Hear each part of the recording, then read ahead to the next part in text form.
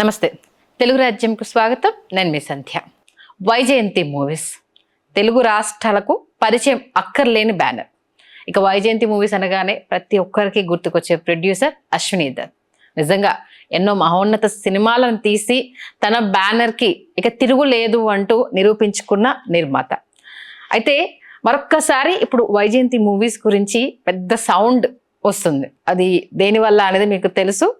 మన ప్రభాస్ నటించిన కల్కి సినిమా. అయితే అటు ఒకవైపు కూతుళ్ళు, ఇంకొక వైపు అల్లుడు. పెద్ద భారం పెట్టయితే చాలా రిస్కే చేశారు. రిస్క్ చేసినందుకు ఓవరాల్గా ఇప్పుడు వైజయంతి మూవీస్ బ్యానర్ పేరు ప్రపంచవ్యాప్తంగా వినిపిస్తోంది.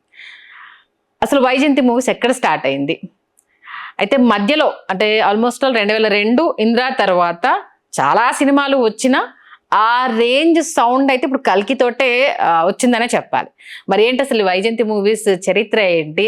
ఇప్పుడు మరి పునర్వైభవము వారసుల చేతిలోకి వెళ్ళిన తర్వాత వెళ్ళిందా? ఇక రాబోయే రోజుల్లో ఇది కంటిన్యూ అవుతుందా? దీనికి సంబంధించిన కథాగమామిష్ మొత్తం తెలియజేయడానికి చరిత్రకారులు శ్రీకాంత్ గారు ఉన్నారు. ఆయన అడిగి మరి వివరాలు తెలుసుకుందాం.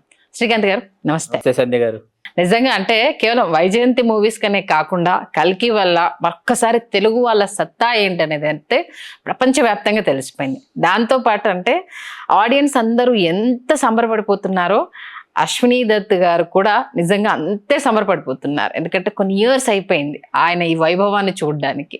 ఏంటి అసలు వైజయంతి మూవీస్ గురించి మీ అనుభవంలో మీరు చూసింది ఒక్కసారి మా ప్రేక్షకులకి. అంటే ఇక్కడ 22 సంవత్సరాల క్రితం విడుదలైనటువంటి అంటే 2002 జూలై 24 విడుదలైన ఇంద్ర తర్వాత కనీ విని ఎరుగని ఘన విజయం ఏదైనా వైజయంతి మూవీస్కి దక్కింది అంటే అది కల్కి.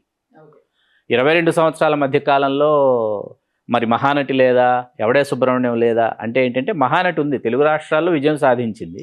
ఎవడే సుబ్రహ్మణ్యం ఫీల్ గుడ్ మూవీ, ఒక వర్గం ప్రేక్షకులకి అందిన సినిమా తప్ప మీకు ఇంద్ర తర్వాత కల్కి ఒక్కటే మీకు ఇంత ధ్వని, మీకు ఎక్కడ చూసినా కల్కి గురించి మాట్లాడుకునేటటువంటి ఒక వాతావరణం.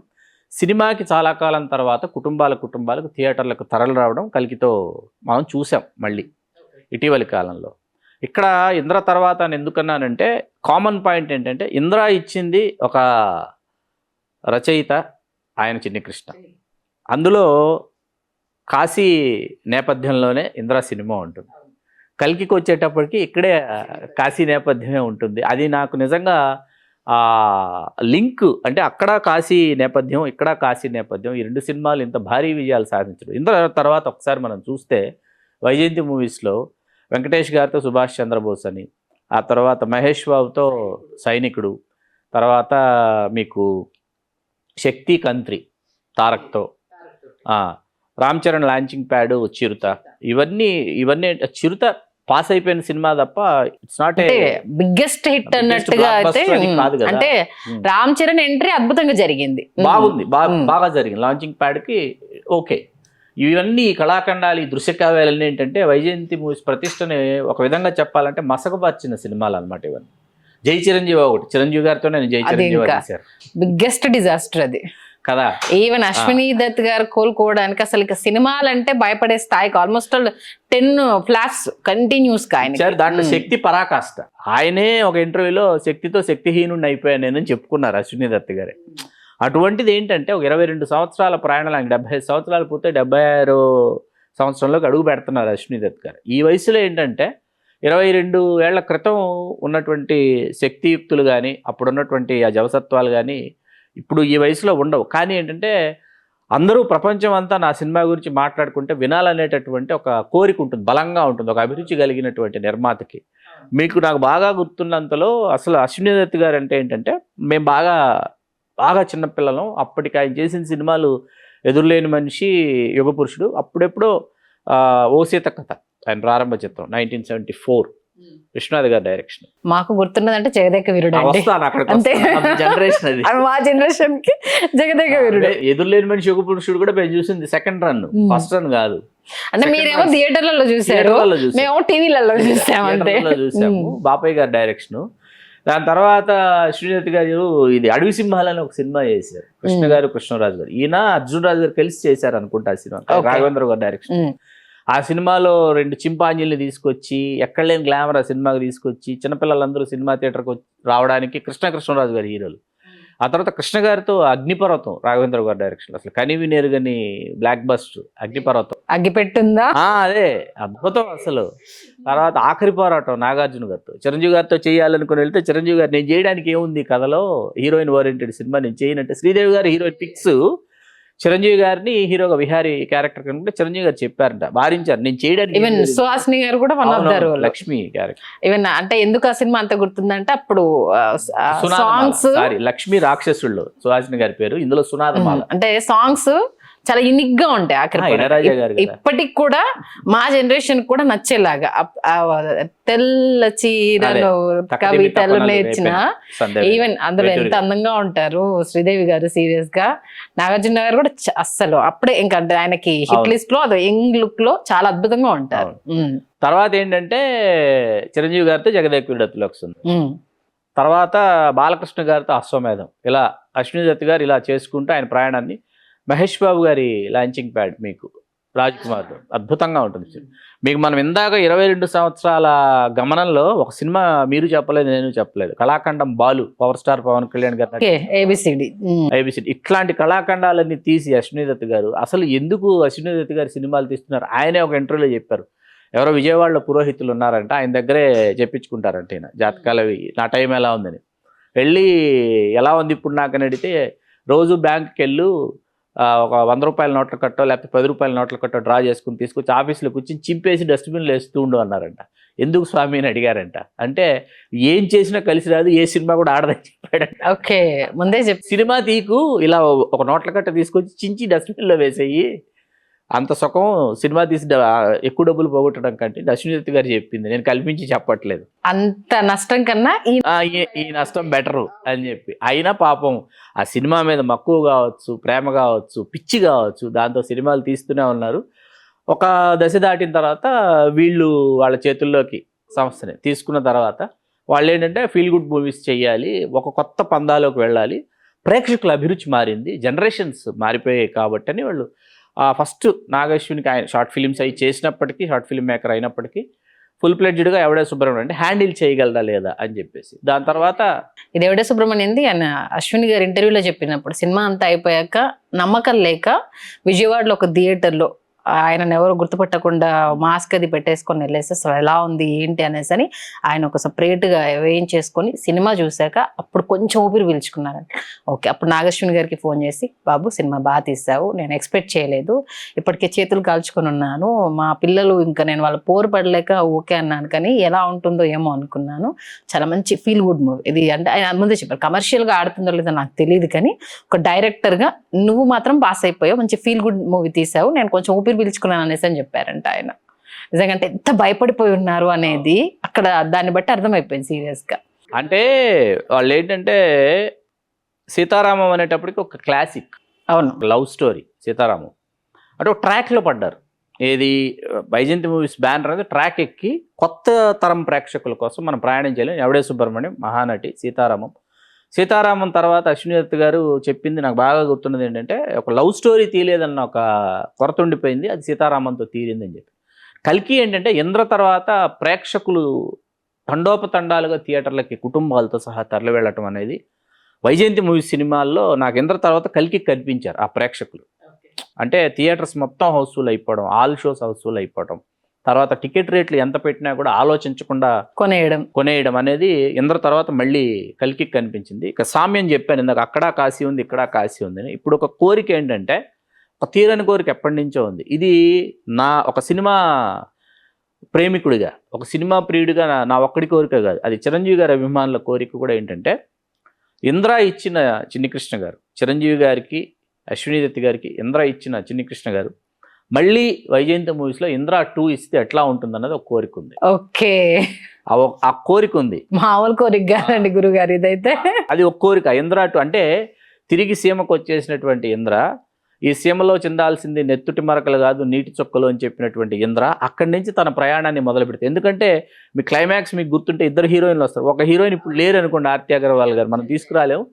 ఒక కొత్త కథ ఎలా చెప్తారు చిన్ని కృష్ణ గారు, ఏ నేపథ్యంలో చెప్తారు, చెప్తే నేను అశ్విని దత్ గారిని నేను ఏమంటారు వారికి విజ్ఞప్తి చేస్తున్నా, సార్ చిన్ని కృష్ణ గారికి ఒక అవకాశం ఇచ్చి చిరంజీవి గారితో ఇంద్ర 2 చేయించండి సార్, ఎందుకంటే ఇంద్ర తర్వాత మళ్ళీ కల్కి, అక్కడ కాశీ ఇక్కడ కాశీ. చిన్నకృష్ణ గారికి ఒక అవకాశం ఇస్తే, ఈ మధ్య చిన్నకృష్ణ గారు చిరంజీవి గారిని కలిశారు. ఆ మధ్య కలిసి వారికి పద్మ విభూషణ్ వచ్చిన సందర్భంగా సన్మానం అది చేసి వచ్చారనమాట. ఆ సమయంలో కూడా మేము మాలాంటి వాళ్ళం వారిని అడిగాం చిన్నకృష్ణ గారిని, ఇంద్ర 2 రాయొచ్చు కదా, ఎప్పటి నుంచో రాస్తానని చెప్తున్నారు, అందించవచ్చు కదా అని చెప్పి కోరాము. వైజయంతి మూవీస్లో చిరంజీవి గారితో ఆ కళ, ఇంద్ర 2 అనే కళ, చిన్నకృష్ణ గారు ఆ కథ అందిస్తే సాకారం అవ్వాలని కోరుకుందాం మనం. చాలా పెద్ద బాధ్యత పెట్టారు సీరియస్ గా ఇప్పుడు, ఎందుకంటే చాలా బాధ్యతగా ఆయన సినిమాలు తీస్తున్నారు.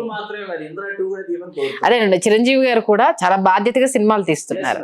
క్యారెక్టర్స్ ఏదైతే ఇప్పుడు నేనున్న పొజిషన్ లో నన్ను రిసీవ్ చేసుకుంటారని, దాంతో పాటు ఆయన నెక్స్ట్ పొలిటికల్ ఎంట్రీ ఉంటుందా ఉండదా అన్న ఇంకో క్వశ్చన్ కూడా రేజ్ అవుతా ఉంది. చాలా మంది అభిమానులు కూడా ఈగర్ గా ఇంకొక రోజు మనం డీటెయిల్డ్ గా ఆ డిస్కషన్ పెట్టుకుందాం. ఇప్పుడు మీరు వేసిన ఇది అని అంటే నిజంగా ఇప్పుడు మెగాస్టార్ ఫ్యాన్స్ కూడా ఇంకో ఉత్సాహాన్ని బాగా పూర్తి స్థాయిలో చిన్నకృష్ణ గారు అందివ్వగలరు, ఆ నమ్మకం అభిమానులకు ఉంది. మరి ఇప్పుడు కల్కి సౌండ్ అనేది ఇంకా బజ్ వినిపిస్తూనే ఉంది. కల్కి 2 వైజయంతి మూవీస్ కి ఇంకా పెద్ద ప్లస్ కాబోతుంది అనేసి అని అంటున్నారు. అంటే ఎలా ఉంటుందని అనుకుంటున్నారు? అంటే ఇందులో ఆయన ఏ ప్రశ్నలు అయితే లేవనెత్తి వదిలేశారో, ఏ సందేహాలను అయితే ఆయన సందేహాలని రేకెత్తించారో, వాటన్నిటికీ ఆ ప్రశ్నలకు సమాధానాలు, ఆ సందేహాలని నివృత్తి చేసేటటువంటి విధంగా నేను అనుకోవడం సుప్రీం యాష్కిన్ పాత్ర నిడివి ఎక్కువ ఉంటుందని అనుకుంటున్నా పార్ట్ 2లో. అట్లాగే కర్ణుడికి సంబంధించి పూర్తి వృత్తాంతం ఉంటుందని కూడా అనుకుంటున్నాను. నాకుండే అంచనాలు నాకుండే కంప్లైంట్స్ నాకున్నాయి, 2 ఉన్నాయి. అవునన్నా కదండి. ఇప్పుడైతే ఇప్పుడు జనరేషన్లో అంటే స్కూల్కి వెళ్ళే పిల్లల్లో కూడా కల్కి మూవీ చూసి వచ్చాక మహాభారతంలో అసలు ఏం జరిగింది, అసలు కర్ణుడి రోల్ ఏంటి, అర్జునుడి రోల్ ఏంటి, అసలు ఈ అశ్వత్థామ ఎవరు, ఇదైతే ఒక మంచి పని అయితే నాగశ్విన్ చేశారని చెప్పాలి. పిల్లలకు ఈ స్టోరీ ఏంటి అని తెలుసుకోవాలన్న క్యూరియాసిటీ, అంటే కల్కి 2లో ఇంక ఇవి కంటిన్యూ అవుతున్నాయి కాబట్టి అసలు అప్పుడు ఏం జరిగింది, ఈ యోధులంతా ఎవరు, అంటే మన చరిత్ర ఇంత ఉందా అనేసి అని చిన్నపిల్లలు కూడా తెలుసుకునే ఒక మంచి ప్రయత్నం అయితే కల్కి ద్వారా జరిగింది. దీని గురించి అంటే ఇంకా రాబోయే జనరేషన్ కి ఇంకా ఏం తెలుస్తుందని అనుకోవచ్చు. అంటే వాస్తవానికి ఇది చాలా మంచి ప్రశ్న. ఇది ఇంకొక టాపిక్ చేయదగినంత ప్రశ్న వేశారు మీరు. వాస్తవానికి ఇది నా దగ్గర నుంచి అయినా దీనిలో నేను చెప్తా. వాస్తవానికి ఏంటంటే భారతదేశ చలనచిత్ర చరిత్రలో తెలుగువారు తెరకెక్కించినంత గొప్పగా పౌరాణికాలు మరొక సినిమా పరిశ్రమ వాళ్ళు తెరకెక్కించలా. అది మనకు ఆల్రెడీ ప్రభాస్ సినిమాతో కూడా అర్థమైపోయింది కదా ఆయనది ఆదిపురుష్. మీకు 1950 నుంచి 70 వరకు స్వర్ణయుగం అనుకుంటే 1950 నుంచి 70 మధ్యలో వచ్చినటువంటి పౌరాణిక చిత్రాలు. తర్వాత 70 తర్వాత 80 లోపు వచ్చిన సినిమాల్లో మీకు దానవీర శూరకర్ణ, కురుక్షేత్రం, శ్రీమద్ విరాట్ పర్వం లాంటి సినిమాలు కనిపించినప్పటికీ 50 to 70 బిట్వీన్ వచ్చిన సినిమాల్లో మీకు భీష్మ కావచ్చు, తర్వాత శ్రీకృష్ణ పాండవీయం, నర్తనశాల, శ్రీకృష్ణార్జున యుద్ధం, శ్రీకృష్ణ విజయం, శ్రీకృష్ణ అవతారం, ఇట్లా మీకు పాండవ వనవాసం, ఇవన్నీ కూడా భారతాన్ని కేంద్రంగా చేసుకుని చేసినటువంటి అత్యద్భుతమైనటువంటి సినిమాలు అన్నమాట. మీకు బాగా గుర్తుంటే ఈ అన్ని సినిమాల్లో నటించింది తెలుగు సినిమా కళాకారులే, పరభాషా కళాకారులు ఒక్కరు కూడా కనిపించారు మీకు. వాళ్ళ వాచకం వాళ్ళదే, వాళ్ళ ఆహార్యం అవన్నీ మనకు తెలుసు. వాళ్ళు ఆయా పాత్రల కోసం పుట్టారా వీళ్ళు అనిపించేటటువంటి విధంగా ఏమంటే లాస్ట్ లో చెప్పిందంటే బాలకృష్ణ టీం వాళ్ళు చేసిందా? అది 16 నిమిషాలు చేశారు. అంటే నర్తనశాల కాకుండా కూడా సార్ బాలకృష్ణ గారితో అంటే వీళ్ళంతా ఎవరు, దగ్గుబాటి రాజా, అది వీళ్ళందరూ కలిసి అక్కడికి రాబోతున్నారు. ఈ 50 to 70 బిట్వీన్ చేసినటువంటి సినిమాల్లో అథెంటిసిటీ ఉంటుంది, అంటే సాధికారత ఉంటుంది. ఓకే. తర్వాత చాలా ప్రశ్నలకి సమాధానాలు దొరుకుతాయి, చాలా సందేహాలకి మనకి నివృత్తి దొరుకుతుంది. మీకు దీంట్లో మళ్ళీ ఏంటంటే ప్రమీలార్జునీయం, బబ్రువాహన, ఇట్లా కొన్ని సినిమాలు ఉన్నాయి మళ్ళీ. అంటే భారతాన్ని ఆధారంగా చేసుకునే తెలుగులో వచ్చిన సినిమాలు ప్రపంచంలో మరీ ముఖ్యంగా భారతీయ భాషలో రాలేదు, అంత గొప్పగా మరొకరు తీయలేదు. ఒక ఎస్వి రంగారావు గారు కావచ్చు, ఒక ఎన్టీ రామారావు గారు కావచ్చు, ఒక సావిత్రి గారు కావచ్చు, ఒక గుమ్మడి వెంకటేశ్వరరావు గారు కావచ్చు, ఇట్లాంటి ఆర్టిస్టులు ఇక్కడ ఉండడం వల్ల సాధ్యమైంది. ఇంకా చాలామంది ఆర్టిస్టుల పేర్లు సమయాభావం వల్ల చెప్పట్ల. ఇప్పుడు 70 to 80కి వచ్చేటప్పటికి బాలభారతం, దానవీర శూరకర్ణ, కురుక్షేత్రం, శ్రీమద్ విరాట్ పర్వం, ఈ 4 కనిపిస్తాయి. తర్వాత మనం 90స్కి వచ్చేటప్పటికి ఏమైందంటే బాలకృష్ణ గారు చేసినటువంటి శ్రీకృష్ణార్జున విజయం, దాంట్లో బాలకృష్ణ గారే కృష్ణుడు, బాలకృష్ణ గారే అర్జునుడు చేశారు. అందులో కొంత కథ చెప్పారు. అర్జునుడికి సంబంధించినటువంటి పూర్తి కథ కాదు, కొంత కథని చెప్పడం జరిగింది. అందులో శ్రీహరి గారు దుర్యోధనుడికి చాలా అద్భుతంగా చేశారు అందులో. ఆ తర్వాత ఏంటంటే మీకు భారతానికి సంబంధించి దాదాపు అంటే 95 మీకు 96లో వచ్చింది శ్రీకృష్ణార్జున 1996. ఆ సమయంలో వస్తే ఇప్పటి వరకు భారతానికి సంబంధించి ఏ ఒక్క కథా వస్తువు ఇతివృత్తంగా మనకు తెర మీదకి రాలేదు. ఆ రాకపోవడం వల్ల ఏమైందంటే కల్కి మీకు ఆసక్తిని రేకెత్తి. ఓకే, అంటే ఎవరు కూడా టచ్ చేయలేదు. 28 ఏళ్ల కాలంలో, అంటే సుమారు ఒక 30 ఏళ్ళు అనుకుందాం, 3 దశాబ్దాల కాలంలో. అది 28 కాలం, ఇది 22 ఏళ్ల వనవాసం. అలాగా వైజయంతి మూవీస్ కి నిజంగా మీరు అన్నట్టు ఒక్క మాటలు ఇంకా వైజయంతి మూవీస్ కి ఇంకా రాబోయే రోజులు ఎలా ఉండబోతున్నాయి అంటే, మీరు అంటే అశ్విని దత్ గారి ఒక కోరిక ఉంది. అదేంటంటే ఆయన జగదేగుడు అతిలోక సుందరి 2 తీయాలని ఒక కోరిక ఉంది. ఆయన పలుమార్లు ఎక్స్ప్రెస్ చేశారు. దాంట్లో ఏంటంటే రామ్ చరణ్ హీరో, జగదేగుడికి అతిలోక సుందరికి ఒక కొడుకు పుడితే వాడెంత శక్తివంతుడు అవుతాడు అన్నది ఒక థాట్. ఆ థాట్ ప్రాసెస్లో అనుకున్నారు.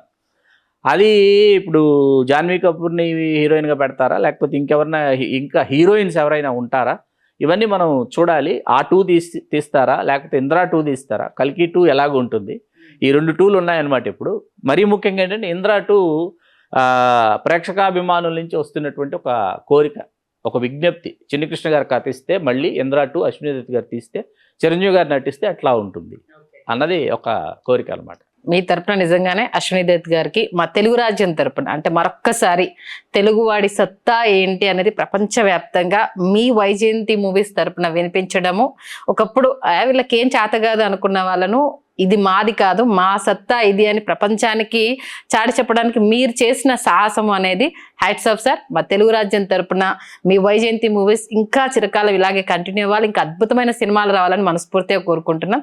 నిజంగా శ్రీకాంత్ గారు, దాని వైభవాన్ని ఒక్కొక్క సినిమా అంటే మీరు ఇంకా దగ్గరుండి చూశారు కాబట్టి ఆయనతో ఉన్న పరిచయానికి మాకు చెప్తుంటారు నిజంగా నబ్బా ఇలా ఉండినప్పుడు అనేసని. ఇప్పుడు అది మళ్ళీ ఆయన అంటే ఒక దశకం వచ్చినప్పుడు కొంత నిరాశ చెందినప్పుడు, కొంత ఊతం వచ్చినా కూడా అది సంతోషం.